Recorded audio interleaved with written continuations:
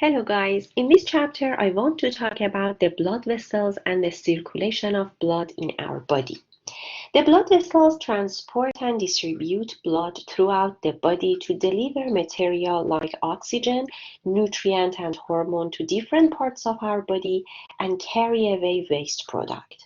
Blood vessels can form a closed system of tubes which carries blood away from the heart, transport it to the tissue of the body where nutrient and waste are exchanged. And also we have exchange of oxygen and carbon dioxide, and then return it to the heart. The blood is pumped through an estimated 60,000 miles of blood vessels by the left side of the heart, while the right side of the heart can pump blood through the pulmonary blood vessels, which allow the blood to pick up oxygen and unload its carbon dioxide. In this chapter, I want to examine the structure and the function of different types of blood vessels and the force which involved to circulating blood throughout the body, and the blood vessels which can make the major circulatory routes in our body. The blood vessels which we have in our body are classified in three different types. We have first arteries. The arteries are the blood vessels which carry blood from the heart to the capillaries of different organs and tissues. After that, we have capillaries. Capillaries are microscopic structure. They have many pores in their wall, and they can do exchange of substances between blood and the tissues. And after that, we have veins, which can transport blood from capillaries to our heart. First, I want to talk about the general structure of the blood vessels. All of our blood vessels are composed of layers in their wall, which we call them tonics. The meaning of tonic is the coat or the layers. In this picture, you can see the general structure of the blood vessels. In this general structure, you can see three different layers which we have in the wall of blood vessels. The first layer is called tunica intima or tunica interna. As you see in this picture, the tunica intima is composed of different parts. The first part which you can see, the first layer which you can see in tunica intima is the endothelium. The endothelium is the simple squamous epithelium which line the blood vessels, and also it line the heart, if you remember from the heart chapter. After the endothelium, as you see in this picture, we have a very thin basement membrane. And you know that the basement membrane is the membrane which is located beneath all epithelial tissue. And then we have the next layer, which is subendothelial connective tissue. It's not actually a layer, it's a sublayer, and we have it in our tunica intima. In the subendothelial connective tissue, you can see collagen fibers, which are green in this picture. You can see fibroblasts, some scattered smooth muscle fibers, and everything which we have in all connective tissues. And in this connective tissue, all the elastic fibers come and make this wavy line at the end of this layer. This wavy line, which is composed of elastic fibers, is called internal elastic membrane or internal elastic lamina. So the first layer, the first tonic which we have in the wall of blood vessels is tunica intima. It's composed of endothelium and basement membrane. Then we have subendothelial connective tissue, and after that we have the wavy internal elastic membrane. You need to know that the endothelium can provide a very smooth surface inside the blood vessel, and the blood can flow easily on this smooth surface. When we have any problem in this smoothness, the blood clotting starts to happen. And as you remember from blood chapter, the endothelium can make some secretions like nitric oxide. Do you remember nitric oxide is a gaseous hormone which can make connection and it can combine with the hemoglobin, and when they combine together, they make vasoconstriction. And when they detach and separate from each other, it can make vasodilation. So the nitric oxide can regulate contraction and relaxation of smooth muscles which we have in the wall of the blood vessels. And the other chemical which is secreted from this endothelium is called endothelin. And it's your turn to search about endothelin and what can this substance do inside the blood vessels. After the tunica intima, we have the next layer which we call it tunica media. In the tunica media, as you see in this picture, we have circularly oriented smooth muscle fiber. All of these cells are smooth muscle cells. And you remember that the smooth muscle cells are fusiform in their shape, and they have only one nucleus in the center of the cell, and they don't have any striation.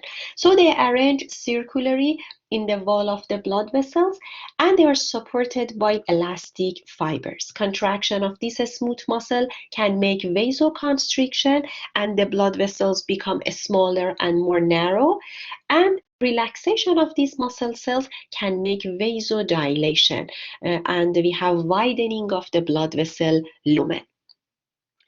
Between these smooth muscle cells, as you see in this picture, we have the green structures. And I told you that this green structure is the collagen fibers.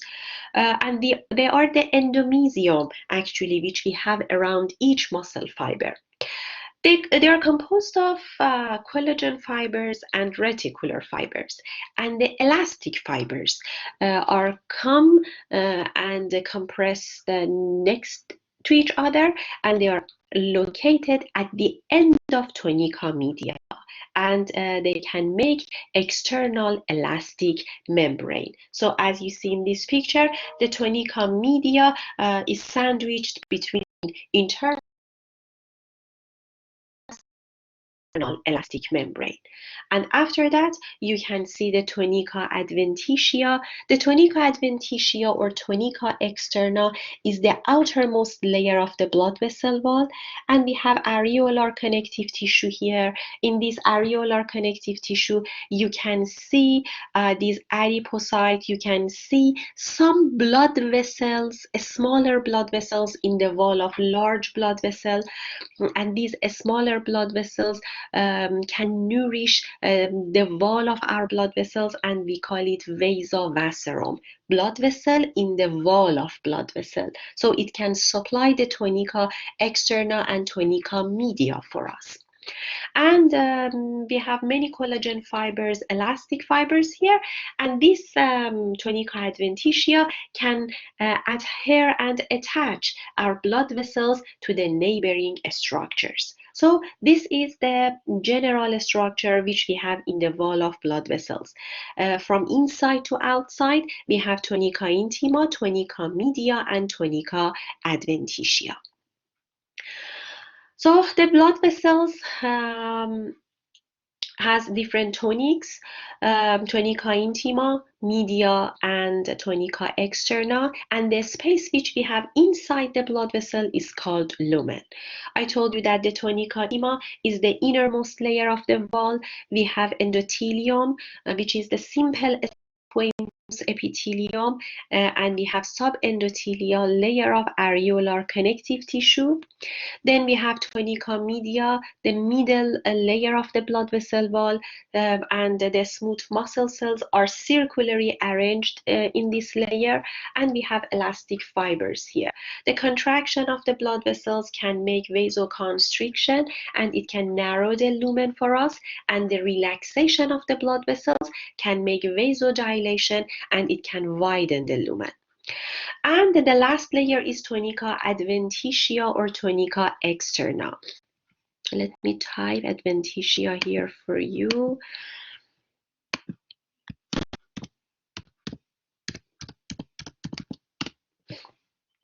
And this is the outermost layer of the blood vessel wall, and this areolar connective tissue with elastic and collagen fibers. It helps anchoring blood vessels to the neighboring structure, and it may contain vasa vasorum, small arteries which can supply the wall of large blood vessels.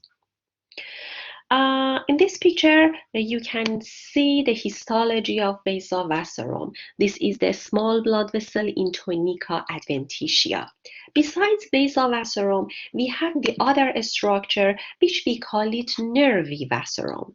Nervi vasorum means the nerve bundles, the nerve fibers in the tunica adventitia of the blood vessel. And here you can see these nerve bundles here. These nerve bundles can regulate the vasoconstriction and vasodilation of the blood vessel. It brings the information of vasoconstriction and vasodilation from the sympathetic and parasympathetic pathway. You know that when we have sympathetic activation, we have vasoconstriction and the blood pressure increase. And when we have activation of parasympathetic pathway, then we have vasodilation and the blood vessel become widen and the blood pressure decrease. In this picture, you can see the differences between the artery and the vein. I told you that the arteries are the blood vessels which can carry blood away from the heart, and the veins are the blood vessels which bring the blood back to the heart. And you see that we have different differences between these two structures. First, the wall of the arteries is thicker than the wall of the veins, as you see here. The lumen of the arteries is smaller than the lumen of the veins. And tunica media is thicker in the wall of arteries when we compare it with tunica media of the vein. And the last and the most important differences which we have in the arteries and veins is the presence of valve in the wall of veins, which we don't have it in the wall of arteries. These valves can prevent backflow of the blood.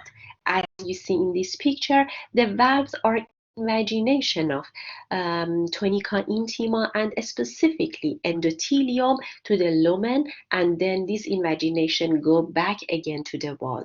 These valves are very similar in their structure to the valves which we have in the heart, like AV valve and semilunar valve.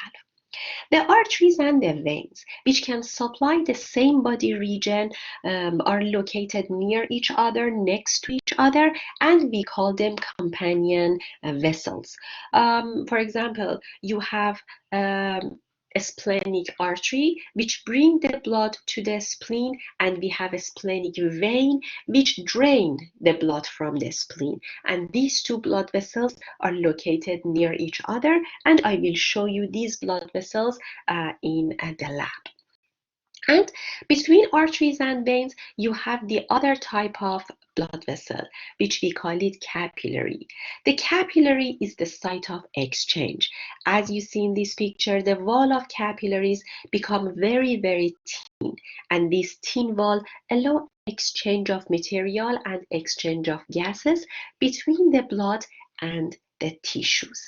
The capillaries are unique in their structures because they only contain tunica intima. They have endothelium and basement membrane, and we don't have any subendothelial layer in the wall of the capillaries. So this thin wall help them to do exchange between the blood and the tissues. So the companion vessels are located next to each other, the arteries and veins, which can serve the same body region. And here you can see the differences, which I talked about it for you. The arteries have thicker tunica media and narrower lumen than the veins, and they have more elastic and collagen fibers in their wall. Because of these elastic fibers specifically, they can spring back to their shape. And I will show you the picture. And they have more resistance to the changes in the blood pressure. And the veins have thicker tunica externa and larger lumen than the arteries, and they have less elastic fibers and collagen fibers. So when they don't have any blood inside, the wall collapse on each other. The lumen of the veins doesn't have any specific shape, but the lumen of the arteries have a regular shape, and I will show you the histology pictures in the lab. And the capillaries. The capillaries can contain only tunica intima. We don't have any subendothelial layer in the capillary wall, and it's composed of endothelium and basement membrane. The thin wall can allow exchange of nutrient and gases. In this picture, you can see all the blood vessels and the heart. This is the heart, and the first blood vessel which come out of the heart is called elastic artery. This is a large artery, as you see here. After that, this elastic artery can make different branches. The branches become smaller. We call them muscular artery or distributing artery, and they are medium in their size. And this muscular artery can give the other branches, which become smaller. We call them arteriole, and the arteriole can make capillary. So you see that gradually, the thickness of our arteries decrease and decrease to make capillary here for us, and then this capillary can do exchange. When nutrient and oxygen go to tissue and waste product and carbon dioxide return back to this capillary lumen, then the veins start. As you see here, first we have very small vein. We call them venule. After that, the venules combine and merge together and make a small to medium size vein. And a small and medium sized vein can make large vein for us. And we have two important large vein in our body. One of them is inferior vena cava, which drain the blood from lower part of our heart, and the other one is called superior vena cava, which drain blood from the upper part of our heart, like our head, neck, upper chest, and two upper limbs. And both of them come to the right atrium. And then this deoxygenated blood go to our lung, do exchange of oxygen and nutrient. Exchange of oxygen with carbon dioxide, and then the oxygenated blood come back to the left atrium and then go to the left ventricle, and by the aorta it can distribute again in all parts of our body. So here you can see all the blood vessels together. The arteries. The artery branching into smaller blood vessels when they extend from the heart. When they extend from the heart, the lumen diameter decrease, the amount of elastic fibers decrease, and the amount of smooth muscle cells increase. So pay attention. We have decrease in the lumen diameter, we have decrease in the elastic fibers, and we have increase in the amount of smooth muscles. Three basic types of arteries are elastic arteries, muscular arteries, and arteriole, which I want to talk about them for you.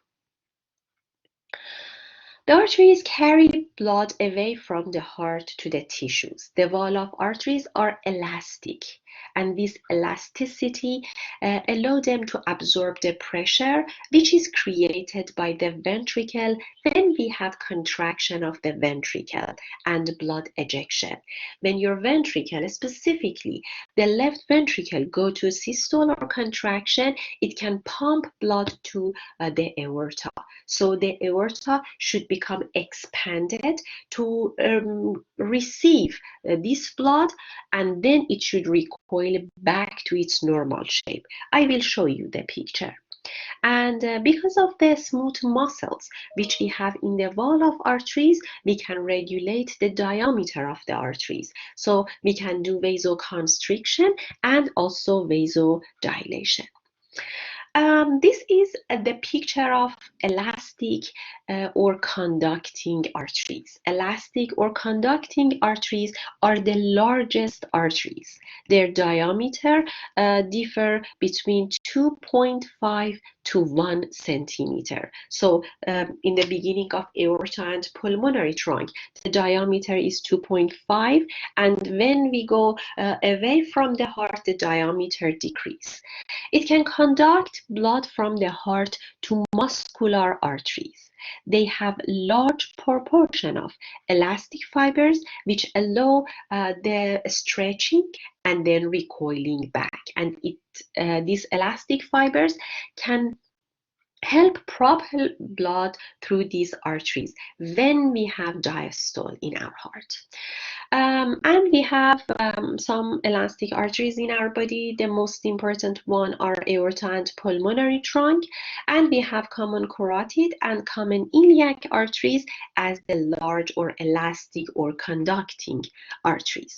And as you see in these histology pictures, in the elastic arteries, the tunica media has many wavy lines. These wavy lines are elastic fibers. And look at this picture.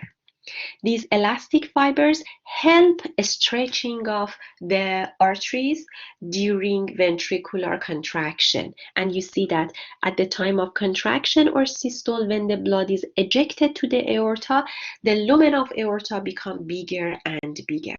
And when the ventricle go to diastole or relaxation, it become the wall of the arteries recoil back to their normal. And this recoiling back help propel the blood away from the heart. If I come back to this picture, you can see the three layers in the wall of these elastic arteries. The first layer which you have here is tunica intima. In tunica intima, first we have endothelium, then we have subendothelial connective tissue. After that, we have the next layer, which is tunica media. And you see that the tunica media is very thick here. And this tunica media is composed of elastic fibers. Between elastic fibers, we have many smooth muscle cells, but the elastic fibers are numerous and it can cover all smooth muscle cells. And the last layer, which you have in the wall, is called tunica adventitia or tunica externa. And in this layer, again, you can see the connective tissue. You have vasa vasorum or small blood vessels, and also we have this structure which is nervi vasorum, the nerve in the wall of blood vessel. After the large arteries, we have muscular or distributing arteries.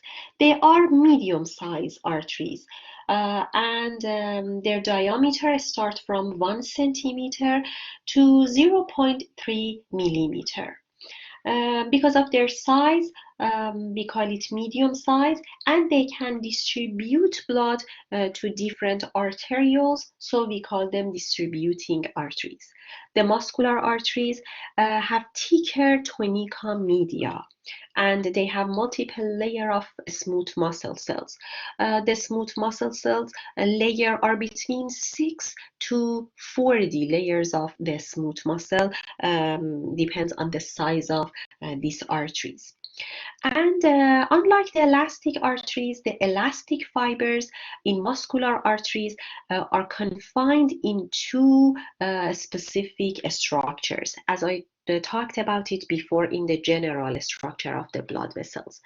The first one is this wavy line, which is black, and we call it internal elastic lamina or internal elastic membrane, and it's located between tunica intima and tunica media. And the other one is called external elastic lamina, which is located between tunica media and tunica adventitia. And so they are located only in these two parts. They have a relatively greater amount of muscles and lesser amount of elastic tissue. So these blood vessels are better in vasoconstriction and vasodilation. Most of these arteries are named by the location of our body. For example, we have brachial artery, anterior tibial artery, coronary artery, mesenteric artery. They are the examples of muscular or distributing artery, and most of them are accompanied by the same name vein. Muscular arteries branch to the smaller artery, which we call them arteriole.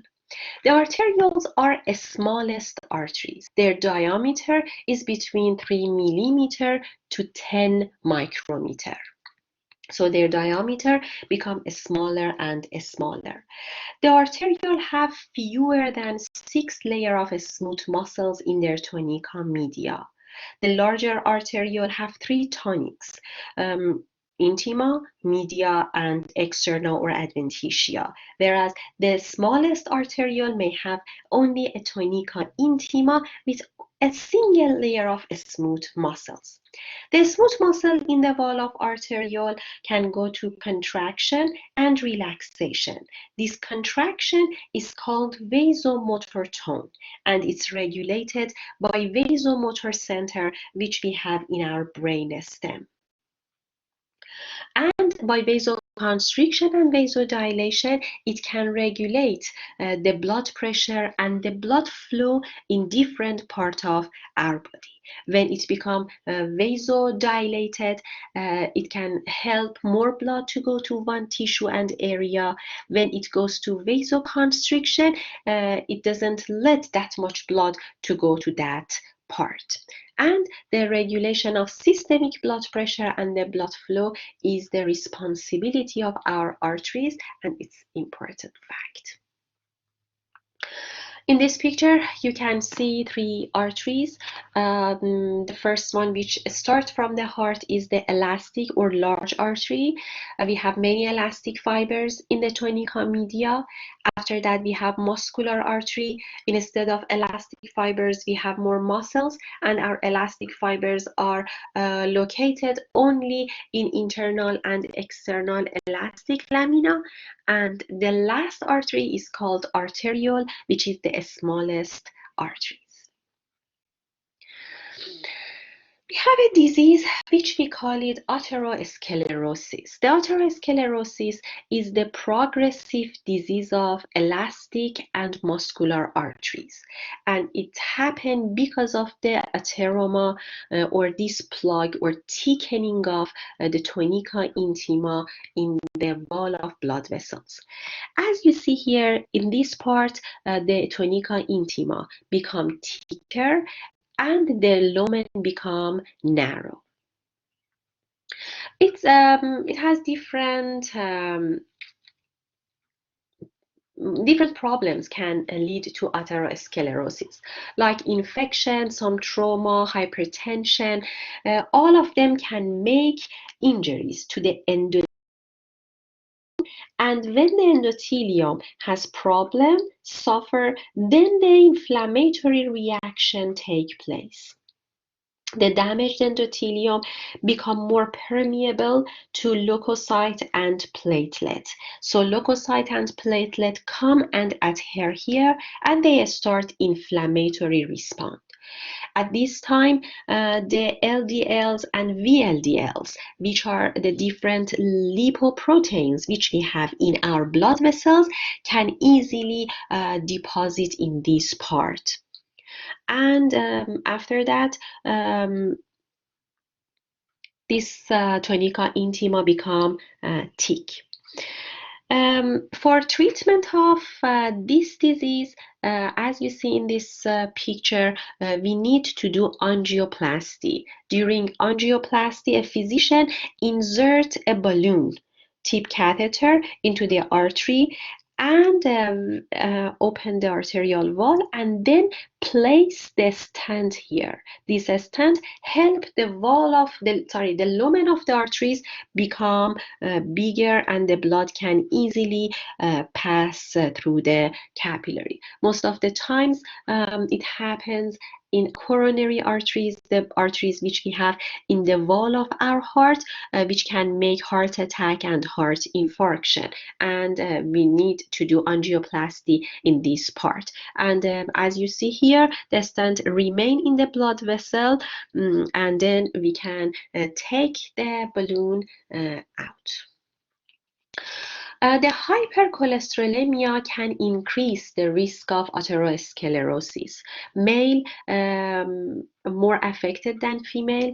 Smoking and hypertension can increase the risk of this disease, and the treatment is angioplasty and coronary bypass surgery. And the other problem which happen in the arteries is called aneurysm.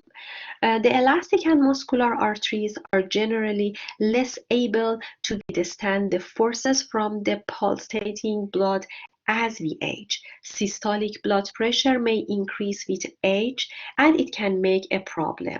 As a result, as you see here, the aneurysm happened. It's actually the part of arterial wall which become thinner and balloons out of the blood vessel as you see here. And the wall is more prone to rupture, and it can cause massive bleeding and death. It happens sometimes in the brain. If it happens in the brain, it makes pressure in the nervous tissue, and that patient has a very bad headaches, and they need to remove this aneurysm. And sometimes it happens, as you see in this picture, in the abdomen and the abdominal aorta. In the abdominal aorta, it doesn't make any problem unless we have a trauma, the accident, and then we have rupturing of this blood vessel. And after the arteries, we have the next blood vessel, which we call it capillaries. The capillaries are small vessels which can connect arterial to venous. The average length of capillary is 1 millimeter and the diameter is 8 to 10 micrometer. And this diameter can help the erythrocyte to travel in the single file, single raw, which we call it rouleau formation. The wall of the capillaries consists of endothelial layer and the basement membrane. And this thin wall is very optimal for exchange between blood and tissue fluid. We have three types of capillary. One type is called continuous, one of them is called fenestrated, and the last one is called sinusoids. The continuous capillaries. The continuous capillaries are the most common type of capillary. The endothelial cells, as you see here, are a complete continuous lining around the lumen. And around this endothelial cell, you can see a complete basement membrane. Between the cells, endothelial cells, we have tight junction. But they cannot form a complete seal. We have some gaps between the cells, which we call them intercellular cleft. So the tight junction actually is leaky tight junction. And by this intercellular cleft, we can do diffusion, and also some material can come into the blood vessel, some material can go out of the blood vessel, and in endothelial cell we can do pinocytosis, and I will talk about it later for you. And through this intercellular cleft, we have a bulk transfer, which is the major transfer between the blood and tissues. The intercellular cleft are the gaps, as I told you, but they don't let large particles like the blood cells and like the proteins to pass. Only a smaller molecule like glucose can pass through them. This type of capillary is the common type, and we can find it in muscle, skin, lung, and central nervous system. The next type of capillary is called fenestrated capillary. They have a complete endothelial cells and a complete basement membrane. But our endothelial cells have some pores or fenestration, or these dots which you can see here. Fenestration can help movement of a smaller plasma protein. So some smaller plasma protein can pass through these capillaries.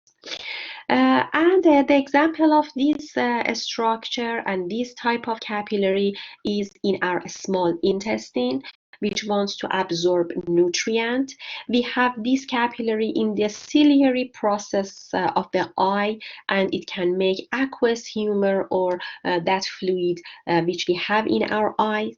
The choroid plexus in our brain, which can make cerebrospinal fluid, and most of the endocrine gland, which can make hormones.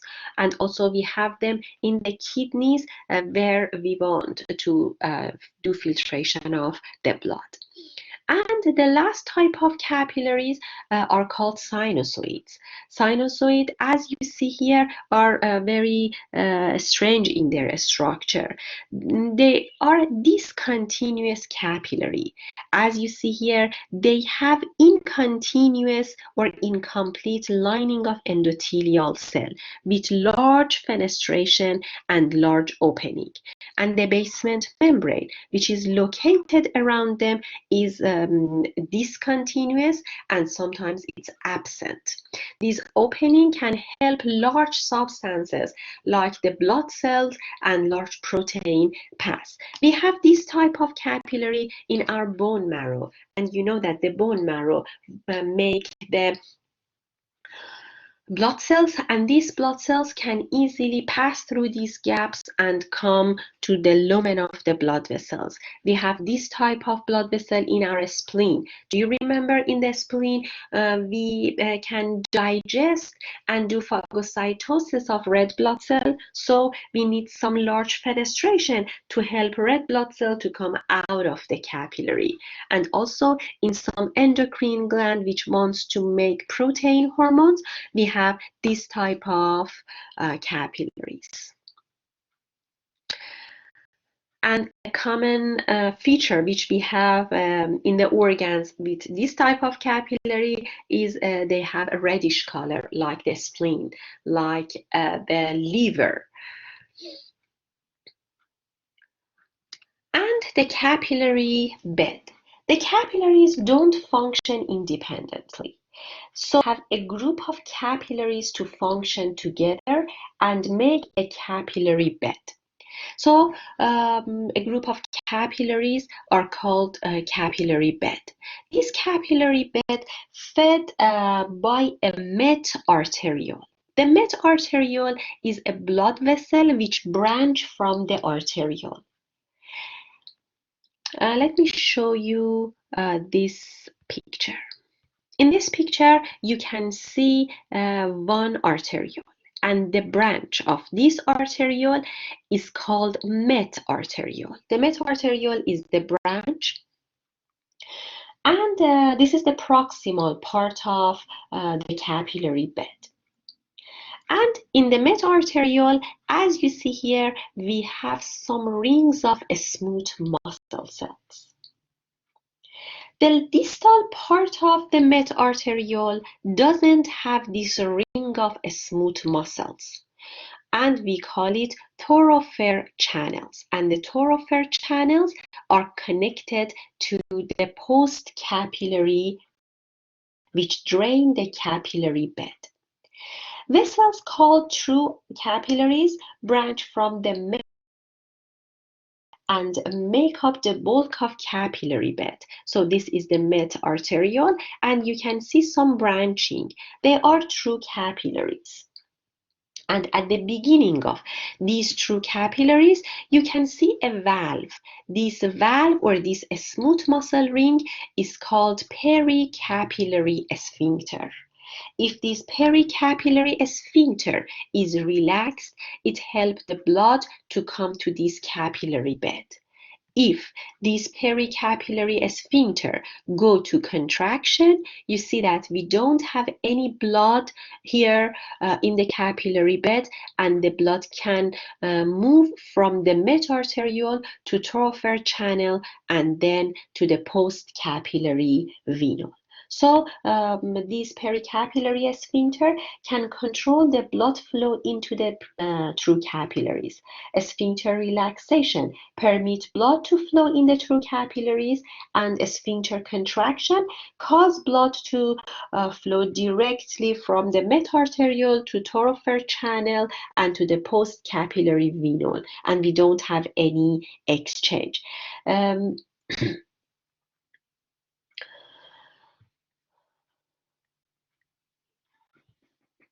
After the post-capillary venule, we have the venules. The venules are the smallest vein. They are measuring from 8 to 100 micrometer in their diameter. Venules are companion vessel with arteriole. The smallest venule, called post-capillary venule, they drain capillaries. The smaller venule merge to form large venule. And the largest venule have 3 tonics in their layers, tunica intima, media, and externa. And they merge to make a small vein, medium-sized vein, and then large vein. The small and medium-sized vein are companion vessels with muscular arteries, and the largest vein can travel by the elastic arteries, as you see here. The most veins of their sizes have numerous valves. And you can see these valves here. The valve can prevent blood from pooling in the limbs, ensure the blood go up toward the heart. Because of the gravity, the blood like to go down, and these valves prevent this backflow. And the valves are made of tunica media, tunica intima, and the elastic and collagen fibers. And it's, as I told you before, they are very similar to the semilunar valve which we have in the wall of, in the strata of pulmonary trunk and aorta. In this picture, you can see the histology of these valves. As I told you before, the valves are invagination of tunica intima to the lumen, and these are the valves which we have in the wall of our veins. And we have a problem with the veins, which we call it varicose vein. When these valves cannot work completely, the blood come back, and you can see this chartreuse dark blue line, specifically in the lower limbs. It happens in teachers, in mothers, in cashiers who are in a standing position most of the time. And about the veins. The veins are the main blood reservoir for our body. The percentage of the total blood which move through each of the different parts of our cardiovascular system is shown here for you. At rest, about 70% of the blood is in systemic circulation. 12% is inside the heart, and 18% in pulmonary circulation for exchange of gases. And in systemic circulation, about 55% of the blood is in our veins, 10% in the arteries, and 5% in the capillary and do exchange. So you see that the amount of blood in our veins are the most. So they can work as a great reservoir for our blood. Blood may be shifted from the venous reservoir into the circulation when the veins go to vasoconstriction.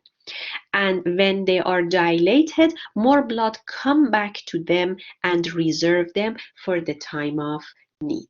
The most important veins which can do reservation of the blood are the veins of our skin, spleen, and liver. In this picture, you can see how blood vessels form influences function. First, I want to start from the arteries. As you see in this picture, the arteries, the systemic arteries can transport oxygenated blood away from our heart. Larger arteries, as you see here, are branches to smaller arteries and then to the arterioles. First, we have elastic arteries. The elastic arteries are the arteries which come out of our heart. They stretch to accommodate the pulse of blood which is ejected from the heart and recoil to propel blood through the arteries. After that, we have muscular artery. Their diameter decrease. They can regulate distribution of blood through vasoconstriction and vasodilation. And at the end, we have arteriole. They regulate distribution of blood through vasoconstriction and vasodilation. After the arteriole, we have capillaries. And as I told you before, capillary can receive blood from the arteriole, and there's part of arteriole which can make the capillary bed is called metarteriole. I told you that in the metarteriole, we have pericapillary sphincter. If the pericapillary sphincter is relaxed, it can help the blood to go to capillary bed, and if it's constricted, it doesn't let the blood to go to capillary bed. And after that, the blood can go to the thoroughfare channel, go to post-capillary venule, and then to the venules. And we have three types of capillary. From the least permeable to the most permeable, you can see the continuous capillary, fenestrated, and sinusoids. They have varying degrees of permeability with the different fenestration and different gaps which we have in their wall. The first one is the least permeable, and the last one is the most permeable capillary. And here you can see the veins. The veins can transport the oxygenated blood to the heart. First, we have a venule. They can receive blood from the capillary. Then we have a small to medium-sized vein. They receive blood from the venule. The blood drain into the small medium vein and then into the large vein. And the large vein can serve as a blood reservoir. And at rest, about 55% of total blood is located in the large vein. Pay attention to the presence of this valve inside the veins. And we have different pathways for the blood vessels. I want to talk about these pathways on the picture which I have here. Let me talk about these pathways here.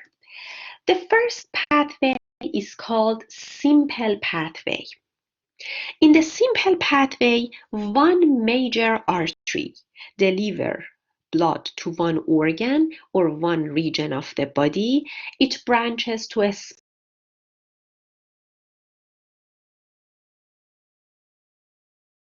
us.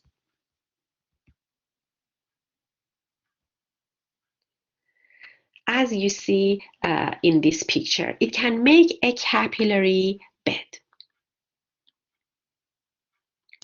And after that, a venule drain blood from the capillary and return it back to the venous circulatory system. So the simple pathway include one artery, capillary bed, and the vein, which drain the blood. The blood transported to and from the spleen is the example of simple blood flow pathway.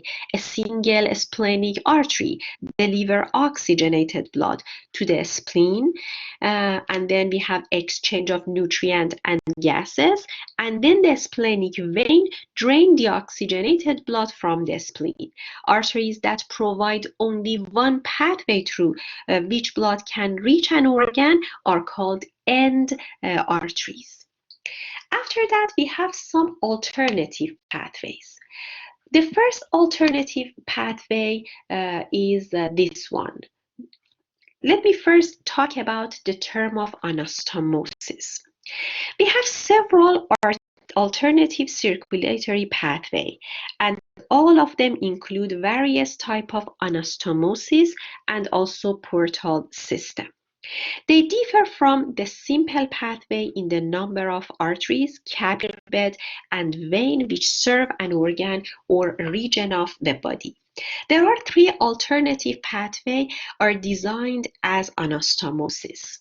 Anastomosis is the joining together of the blood vessel.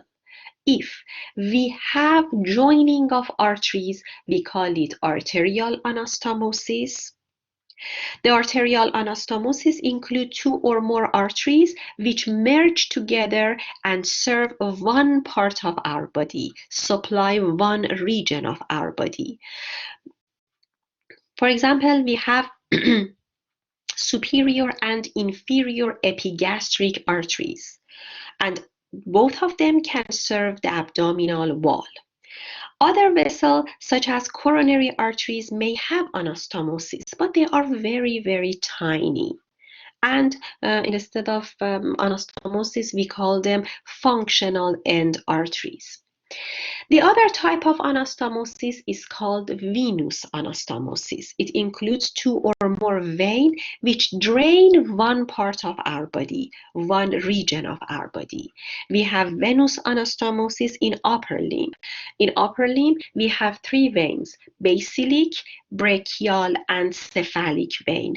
All of them can merge the upper limb and they come to the subclavian vein. So we call it venous anastomosis. The other pathway of the blood is called arteriovenous anastomosis or shunt. It can transport blood from one artery directly to the vein, and it bypasses the capillary bed. These shunts are present in the fingers, toes, palms, and ears. And these areas are bypassed if the body becomes cold and hypothermic. Bypass, they prevent exchange of heat and they prevent frostbite. And the last pathway which we have here is called portal system. In the portal system, as you see here, first we have a normal artery which can make capillary, and then a vein drain the capillary bed. So the first part is the simple pathway.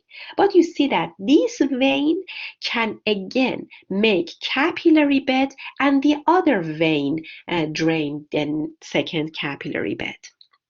So you have capillary bed between two veins, which is unusual. In all of these pictures, you have capillary bed between artery and vein, but here you have capillary bed between two veins.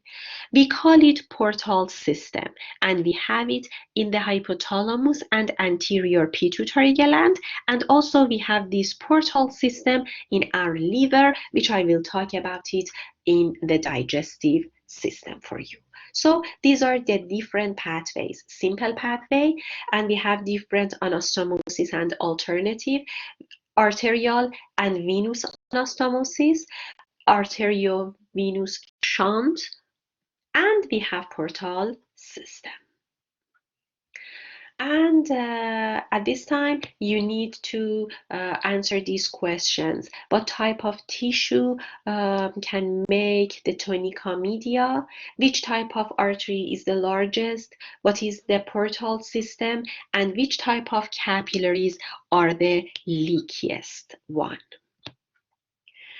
And the total blood flow increase during exercise to meet the needs of our body. When you do exercise, your heartbeat becomes faster and stronger. The blood moves from the venous reservoir. The blood is redistributed to go to the active tissues. And examples of changes include flow to the coronary vessel increase, so our wall of the heart can enough oxygen and nutrient to work. The skeletal muscle blood flow increase, so they can do more metabolism and they can do more workout, for example. The flow of our skin increase because at the time of exercise we need to exchange heat with the environment, and we have less blood goes to the abdomen and less blood to the kidney, and most blood go to the parts of our body which are very active. In this picture, you can see the comparison of systemic circulation blood flow during rest and during exercise. If you look at here, this is the resting phase. And when we go doing workout, when we are doing exercise, when we are in a stress, as you see here, the blood flow increase in our brain, in our heart, skin, and the skeletal muscle. And the blood flow in our kidney and abdominal organs decrease. And now you need to answer this question: which tissues besides the skeletal muscle show increased blood flow during exercise? And let me know if you have any question in the structure of the blood vessels and the blood vessel pathway. In the next PowerPoint and in the next video, I will talk about the physiology of blood vessels for you.